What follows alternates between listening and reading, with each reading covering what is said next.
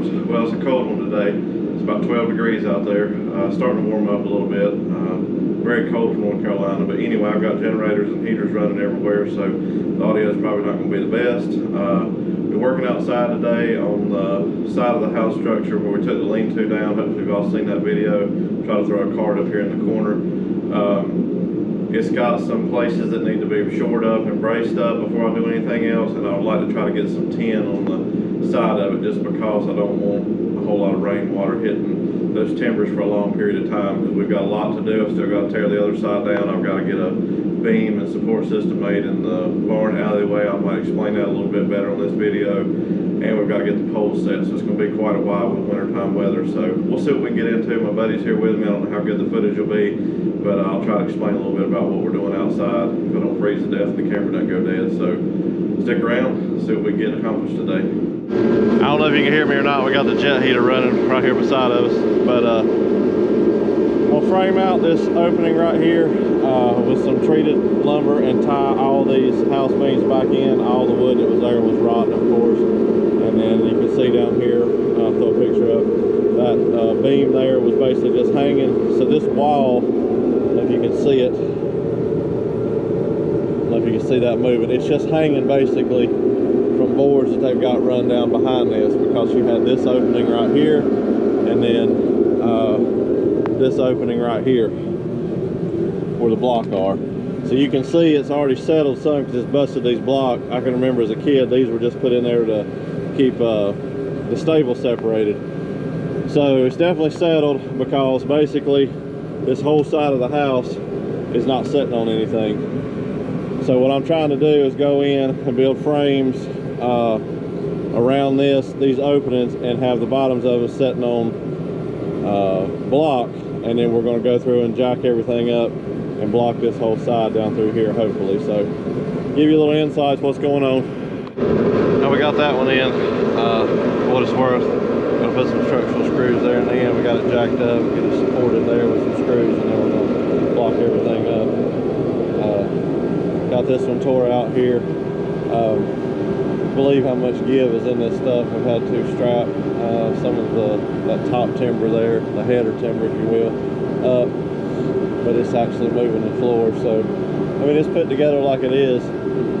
Probably more messing on this building than it has been in well over 100 years. So we're gonna make it a little bit better. I'm not saying I'm doing it the best way possible, but it's got to be better than it was. Years and years of cow manure there rotted out a lot of the bottom timbers here, but we're making do.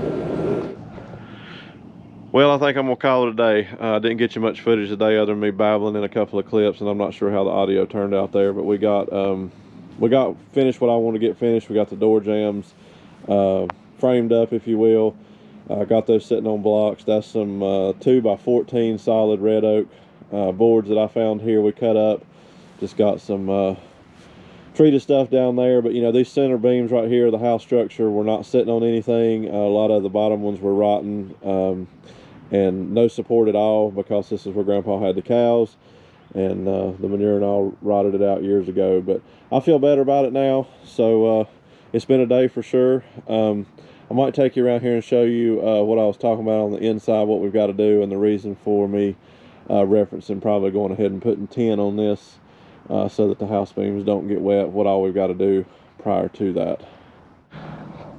Okay, hopefully you can see the rafter toes there sticking out on the top. That's what I just showed you on that beam on the inside. So got to figure out what we're going to do. Still up in there about size of the lean-to itself, depth, everything else, aesthetics. You know how my OCD is.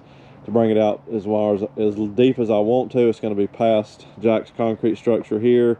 Of course, you got the lane to the barn here, which goes all the way through. I want to keep that open so that I can pull through with hay, and then, you know, down there. So a lot of it's up in the air. So I wanted to go ahead and tackle some of these projects, definitely the door frames, and get those done so that I can go ahead and, you know, tin all that up all the way up where the opening is there, so no water gets on those beams. We'll work inside there regardless, figure out what we're going to do. If we get that tore down this season, then we'll build a false wall in there, whatever we need to do, and make a game plan and go from there. So call it a day, guys. We'll see what happens over the next day or so. Stay tuned. Well, this is not at all how I wanted this video to turn out, but it is what it is at this point. Been contemplating long and hard on this whole situation, and the first thing I need to do before I go any further is address the grade here. We are, I know the camera doesn't show it, we're really high out here. We're almost probably 3 to 4 feet higher here than we are over at the barn. My lean-to, this was the original ditch. My lean-to is going to come out quite a ways longer, and for right now, not knowing how long it's going to take, I really want to blend something up to the barn and get that water running away from what all runs off the roof. Hopefully, if he's got time, I'm gonna get him to dig down under that lean-to so I can get the loader out easier, what we've talked about, instead of me renting an excavator. Just depends. And I think I'm going to go freestanding with this one. We've got quite, fingering the screen again, quite a bit of termite damage over there in that corner from years ago. Some of those main beams are severely rotted on that side, and I don't want to add any extra stress or load, especially with those door openings already there and all the rot that's on the bottom beams on this side. So we'll just build it freestanding, 6x6 there telephone poles at the back with carriers. And I think what I've planned to do is just go ahead and, when the time comes, build this section, which is roughly about 24 feet, and just poles, carriers, and rafters, and probably tin and everything. And then once I do that, then we'll move over and take that section down, because that will leave me the opportunity to put my wall up there like I wanted to originally. So take you in here at Farm Office and show you a few things we've been doing, and we'll just wrap this one up as a babbling video. I apologize, guys. Real quick, we're back in the office for a minute. Show you, got this wall up and complete. Insulation is finished, boards up. I've got to go up there and trim out a little bit. We got the back wall all the way around to the doorway upstairs to the loft here. All the holes siliconed up. Got some expansion foam in some bigger areas that needed it. Right here, this stud is in the center of that one door frame that's outside that I put treated wood around. Debated long and hard about putting another door there. I think I'm just going to go with a window, put my window unit air conditioning in it for right now. So I've got a frame out for that. Show you real quick what we ended up with here on the cutting of the beadboard. Hot knife. Had no idea. They even made such, had no idea it would work, but that's what does it. All of you probably knew that already, but it really, I don't know if the camera's picking that up, but it basically melts the styrofoam or whatever you want to call it as you're cutting it. Just slices right through it, so no big mess. So that's what we did. Works out great. I'm really tickled with that. So just waiting on some more cold, rainy days, basically. All right, let's go outside on the deck and we'll just wrap this one up. I was going to do the outro in the office, and I'm like, why should I do that? Here it is, almost 60 degrees. January the 6th, I believe. Built a nice deck to sit on, sun shining. Let's go outside. That's where we are. I don't know if you can hear the frogs in the background, but I don't know if I'll get anything else done the rest of the day. I might just sit here and enjoy the rest of the afternoon. Lord sure has blessed me quite a bit with what I'm doing here. You guys as well for following along the journey with me. Speaking of that, I apologize for the content on this one. Wasn't a whole lot, again, me babbling and explaining things, but you know, we come upon situations sometimes that just need addressed, and I definitely don't want to make the same mistake twice on the lean-to back there that I did with this one, as far as not taking care of the grading ahead of time. So as soon as my cousin get here and do that, he stays pretty busy. You know, we'll definitely get some video of that.